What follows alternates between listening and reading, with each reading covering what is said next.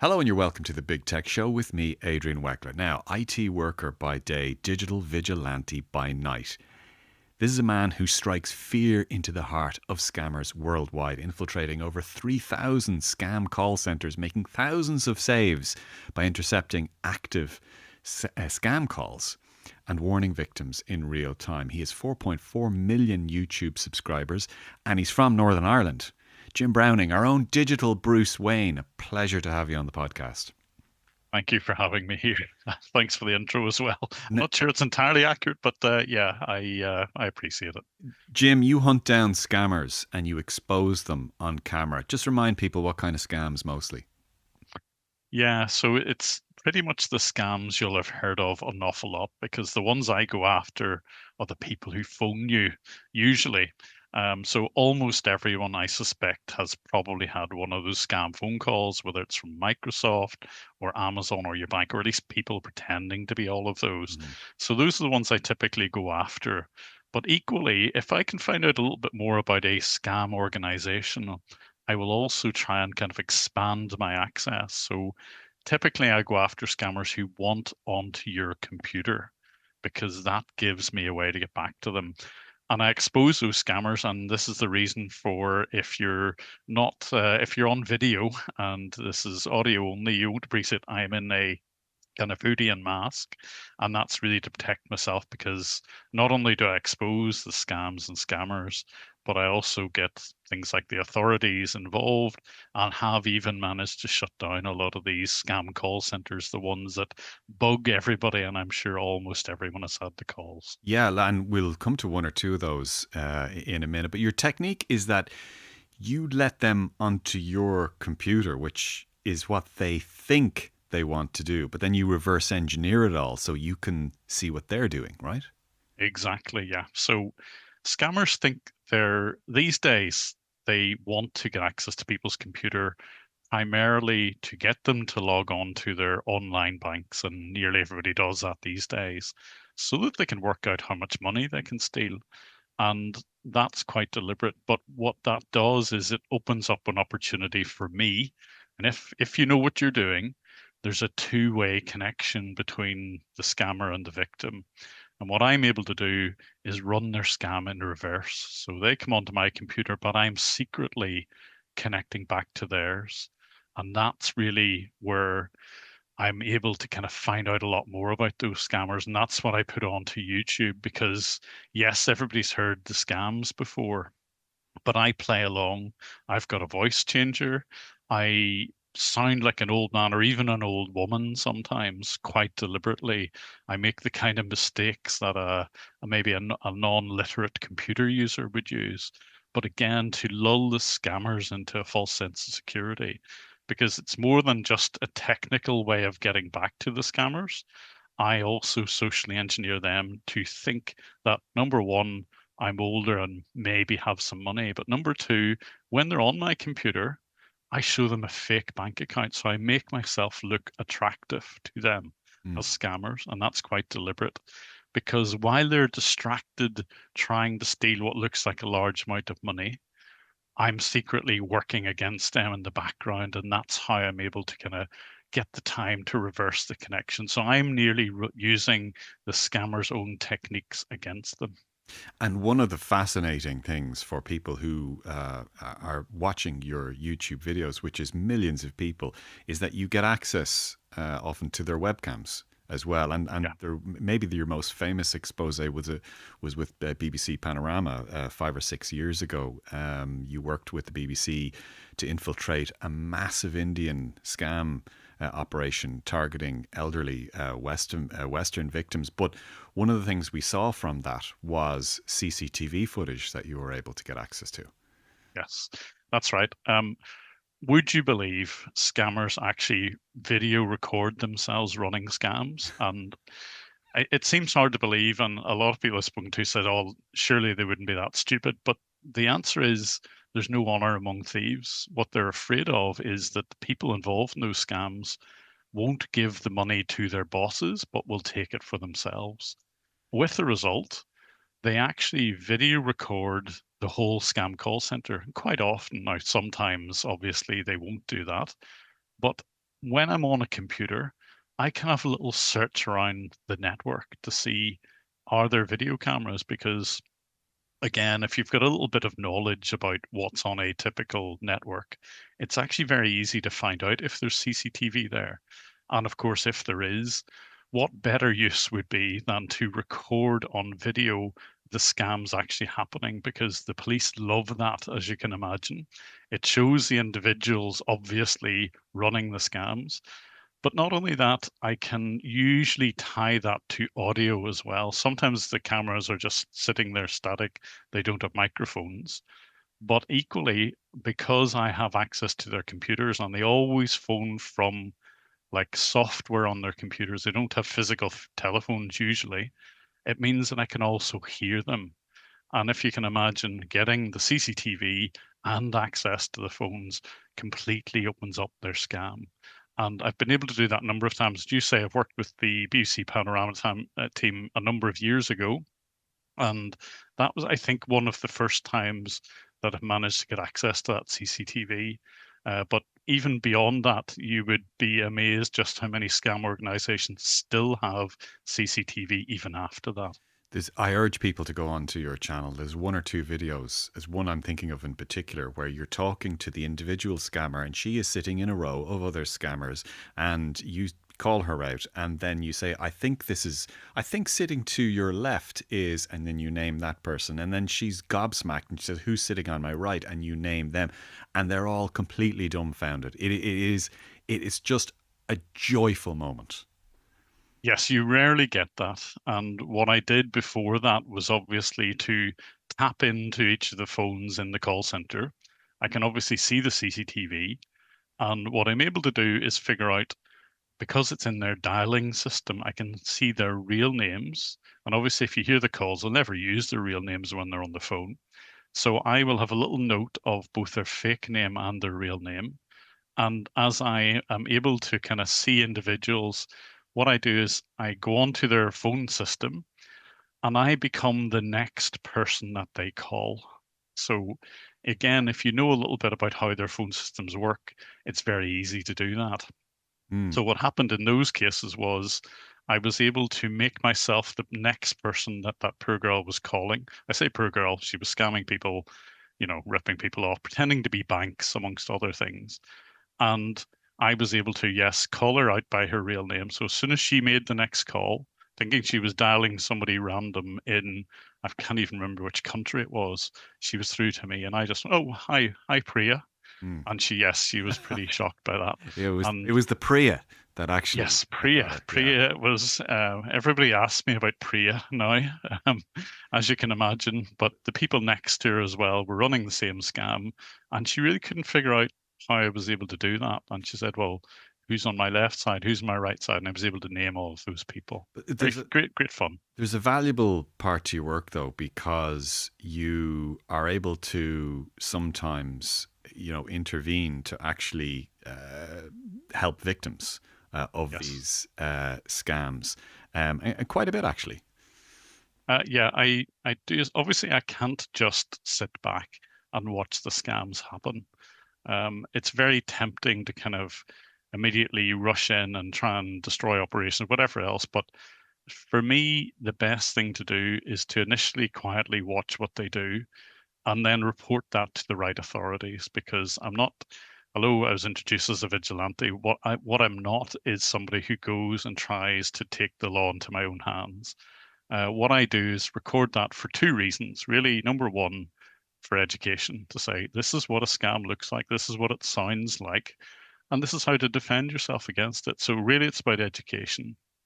But secondly, if I know who's making the calls and where they are, I will report that to the right authorities. And I can get, in some cases, not always, but I can get these call centers shut down, taken out of action, and even the bosses arrested. And I have managed to do that a number of times.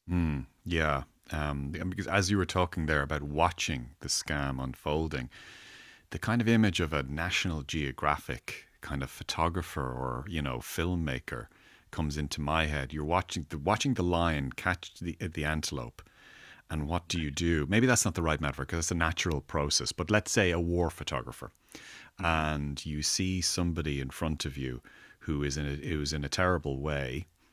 And what do you do? Do you let it play out and broadcast the footage so that the world will take action, Yeah. possibly with a bad thing happening in front of you, or do you intervene? Yeah, the problem with intervening is, and this has happened a number of times, that if I go to an individual who's being scammed, the very first thing they do once I've warned them about the scam is they'll go back to the scammer and say, "Hey, I've just had a phone call from Jim Oh, Browning." And, and then even at this stage, scammers actually know my name, and then they'll know they've been compromised. So I mm, have to play it by ear a little bit. Um, but yes, I can't let scams just happen like that. And even about 2.5 weeks ago, I was watching a scam happening to an individual in the UK. And this was an investment scam. So you get all sorts of scams. This one was a fake investment. And the guy seemingly had already invested a little bit of money. And with these fake investment scams, they have a website which makes it look as if you make lots and lots of money out of that. And that's purely to encourage more and more, in quotes, investment. But it's all fake. And he was just about to invest £1 million into this fake investment.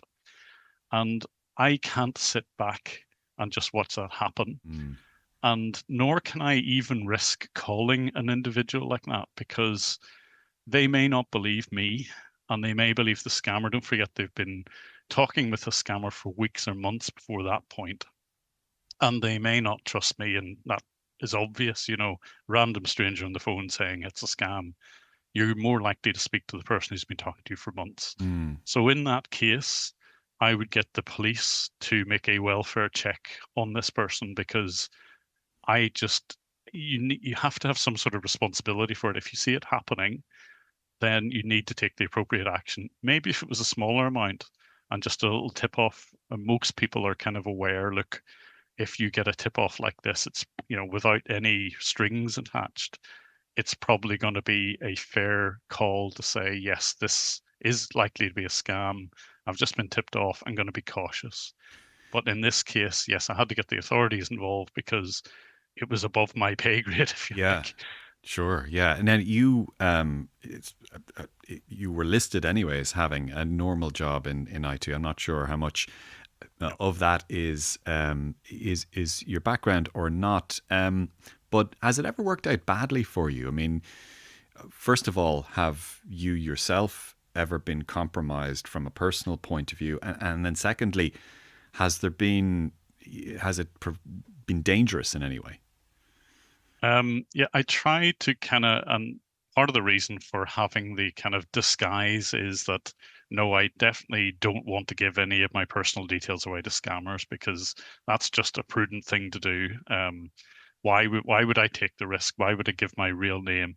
So the whole idea is that when I invite a scammer onto my computer, I have fake personas set up. So they will be chasing a ghost if they ever wanted to come after who they thought was me. Mm, So that's number one.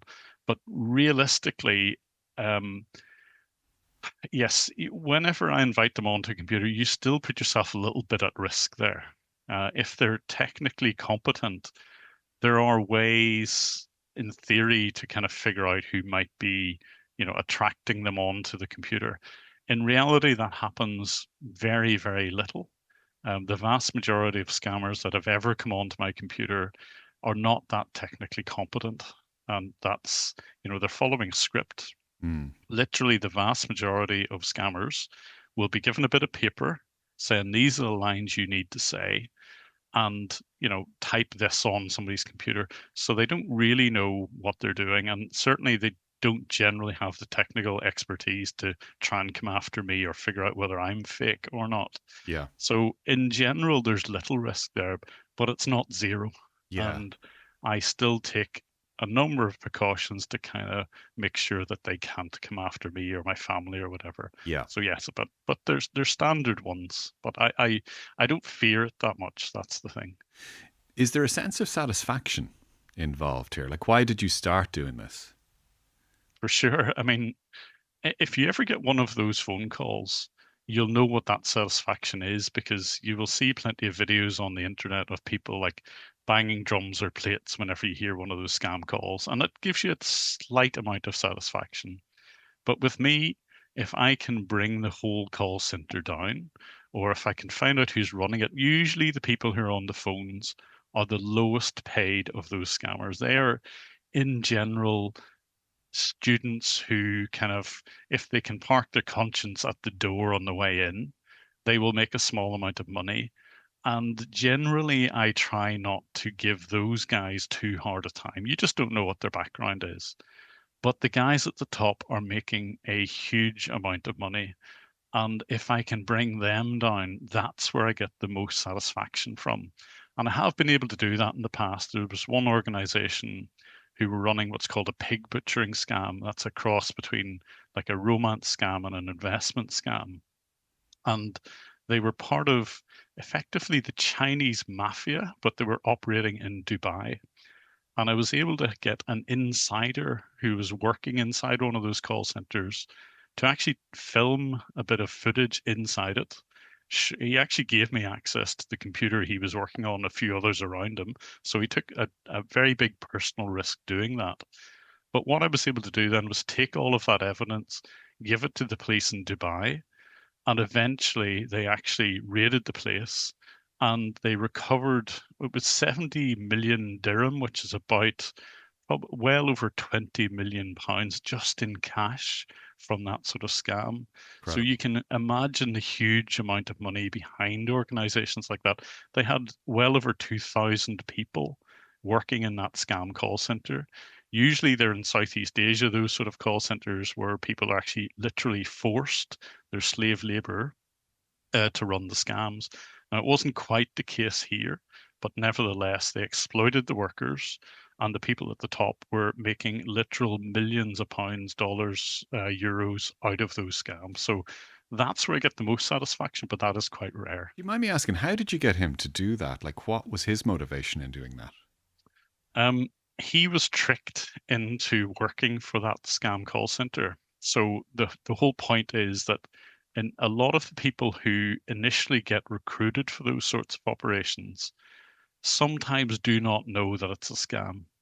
And he was one of those people. Mm. So when he found out about that, he could have gone to the police or he could have just left and done nothing. But he had a bit of a conscience about it.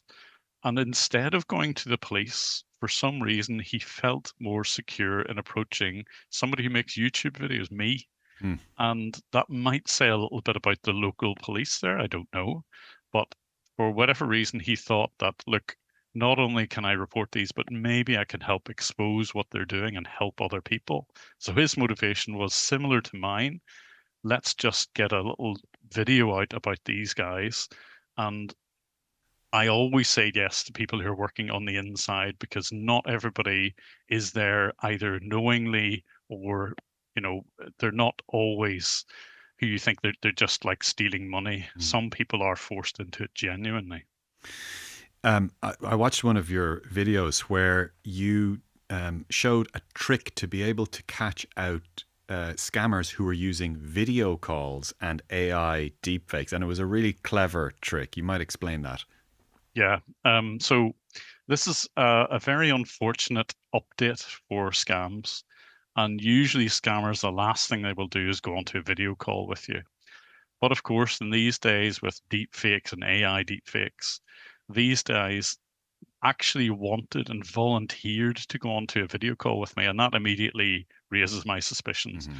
I'm on what's called a mugs list. Anybody who calls me on certain phone numbers, I will know 100% this is a scammer because I've always given fake names. And when I get a phone call on that line, I will just know. There's no doubt about it. They are trying to scam me. So when one of these guys offered this video call, I thought, okay, well, let's go and see what happens.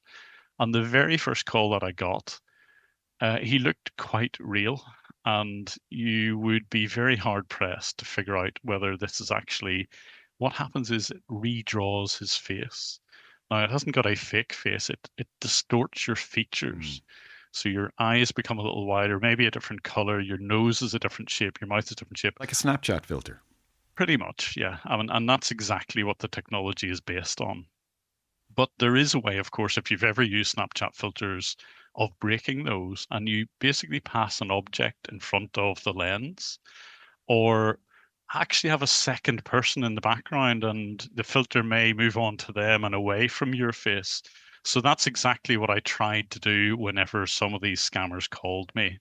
And what I did in that case was just get them to hold up three fingers in front of their face and wave it around a little bit. And of course, they wanted to do this at the side of the They face. never They want wanted to to do it. kind of no, they will not move it to the front because Mm. it's the face part which is redrawn. And if you move an object in front of it, it's very easy to then see actually there's something wrong here, and the face gets blurry, or the fingers disappear and somehow go underneath the eyes and stuff. So it's nice to be able to call them out using a very simple technique, the little three finger trick. Yeah. Lastly, do you have any general tips? Because that's a really good one for AI deepfake video calls. In general, we get so many scam calls. I mean, I'd say once a month I get one from a mobile operator, and as you say, it's a script. You kind of almost recognize it by now. But any general tips? I think first and foremost, trust your gut. Okay. If it doesn't sound quite right, hang up and check with the organization directly. I think that's probably the easiest one. Your gut will probably tell you there's something not right here. But the second one is always take your time with these things. Scammers usually want to keep you on the phone for whatever reason. There's usually that sense of urgency. Everybody hears that, oh, if it sounds urgent, then it might be. But that is actually one of the best ways you can defend yourself. Very simply give yourself a bit of time. No legitimate organization will ever have a problem with you saying, I'm just going to hang up and check this out. And if they immediately say something like, no, you can't hang up, or you have to stay on this call, or, you've only got 5 minutes to resolve, whatever that is, as soon as you hear that, that should be ringing alarm bells. So Mm. just give yourself time, I think is the easiest way. The scams will change. I mean, I have a YouTube channel which it's been running for over 10 years at this stage, and every year they come up with something new. So you're never going to keep up with what the latest scam is, but in general, trust your gut, give yourself time are the two things I would say. By the way, I should say I love the way sometimes you have fun with some of these guys. I mean, I mentioned, calling out Priya and her colleagues, but there was one other time during COVID where you took a scammer's wedding photo and you put it as your screen background. So when they logged on, they were looking at a photo of themselves. Yeah, I kind of felt a little bit guilty about that because and I did blur out his wife because Yeah. she probably has nothing to do with it. But yes, I mean, it's nice to get one over on scammers. I mean, even more than that, if I can manage to get money back from them or something back from them, it's like a little trophy sometimes. And the one of them, I lied to him and I said I'm sending my money in the post, and I give him some like postage. I actually posted some bit of newspaper, and I give him a tracking reference, and then I phone him up saying, look, that was the last of my money. Um, and I don't have any money to buy groceries. And look, I need to get some groceries. So, and in fact, I'm very hungry. Can I get a pizza? And I sent him a random address in New York got him to order a pizza to that place. So some random person in New York will have a pizza courtesy of me. That is. And I give him a huge shopping list and said, look, can you have it delivered there as well? So some random person in New York has got a very odd bit of shopping courtesy of a scammer. And it's just nice to get little tiny things back over on them. That is just magnificent. Jim Browning, an absolute treat to have you on the podcast. And please, listeners and viewers, do go onto YouTube and check out some of those videos because they are spectacular. That's all we have time for this week on The Big Tech Show. Adam Shanahan was on sound. JJ Clark produced. I'm Adrian Weckler. You've been listening to or watching The Big Tech Show, and we'll talk to you soon.